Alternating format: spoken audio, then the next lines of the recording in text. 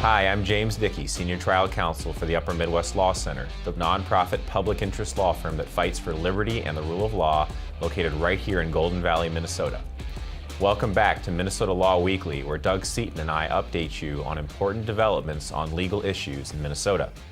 Today we are talking about issues faced by Minnesota parents and taxpayers with their local school districts. First, let's talk about data requests. Upper Midwest Law Center has helped parents and taxpayers across the state through submitting data requests, also known as FOIA requests, to public school districts to determine what kind of material is being taught to children and used for teacher training. School districts across the state have unfortunately pushed back against transparency, and we have even had to sue districts for failing to produce data. Sadly, sometimes parents need an attorney to get their own districts to take them seriously. The data we have found over the last couple of years indicates that many teachers personally subscribe to the woke madness invading schools, and some of the teacher trainings and lesson plans we have seen are downright racist and wrong. Teachers especially appear to be faced with training in CRT and false gender ideology. In fact, the teachers have it so bad that the state PELSB, the Professional Educator Licensing and Standards Board, is attempting to pass a new administrative rule that requires all teachers to be, quote, competent in racial consciousness and reflection, which is code for CRT on steroids.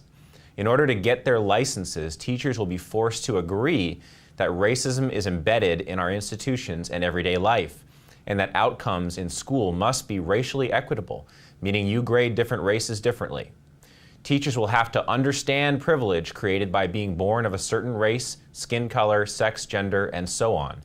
Teachers will have to understand intersectionality, which is essentially the theory that everyone who is not a white male has a disadvantage and must band together with other identity groups to fight against that privilege. Teachers will have to understand how white supremacy causes differences in grades for students of different races. This is racism and class-based warfare. It is outrageous that a state licensing board is planning to force teachers to either agree with a racist, cultural Marxist ideology or not have a teaching license. But you can fight back, as we plan to do. We at Upper Midwest Law Center plan to appear at a public hearing on this matter at the end of August, and you can too. We plan to testify against this bad and unconstitutional ideology, which requires agreement with a particular political and quasi-religious ideology as a condition of getting a job as a teacher. That is wrong, and we will stand up against it. Let's also talk briefly about school board abuses. During the school shutdowns caused by the government response to COVID-19, parents across Minnesota were given a Zoom window into the reality that Minnesota's teachers' unions and rogue actors in schools were inserting political propaganda into schools and teaching racist ideology to their children, sought to shut down the schools, and they wanted to force masks on kids. The parents' response was predictable. They didn't like it, and they began to let their school boards know at public meetings. What was the school board's response? Well, at the national level, you've all heard about the National School Board Association calling well-meaning parents domestic terrorists.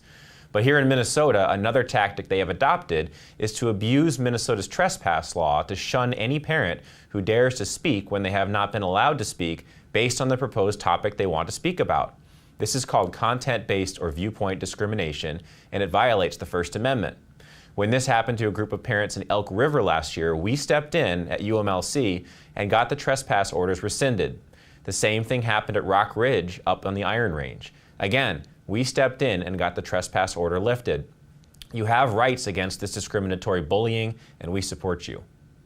We have also seen even school board members themselves being discriminated against by colleagues on the board who don't like their ideas or manner of presenting them. We have seen school board members in Hastings and Rock Ridge censured and barred from committees based on what appear to be trumped-up charges designed to silence them. Censure actions without proper cause, which take away duties from elected representatives, are unconstitutional. We are looking closely into these issues and expect to take legal action in the near future. Well, that's it for this week on Minnesota Law Weekly. You can learn more about Upper Midwest Law Center's many cases by visiting www.umlc.org, and you can also make a confidential tax-deductible donation to us on our website or by sending us a check. Thank you, and we'll see you next week.